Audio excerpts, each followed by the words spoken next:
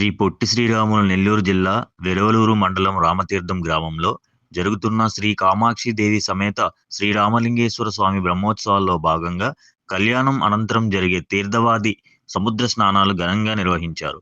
భక్తులతో సముద్ర తీర ప్రాంతం కిక్కిరిసిపోయింది. భక్తులు అమావాస్య కావడంతో అత్యధికంగా సముద్ర స్నానం చేయడానికి పోటెత్తి వచ్చారు.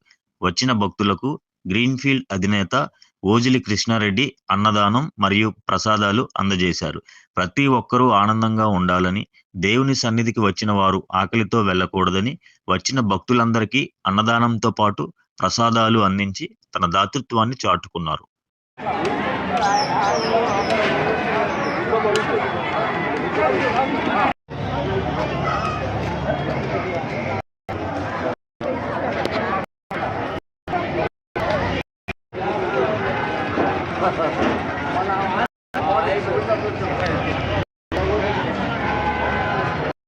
వచ్చిందా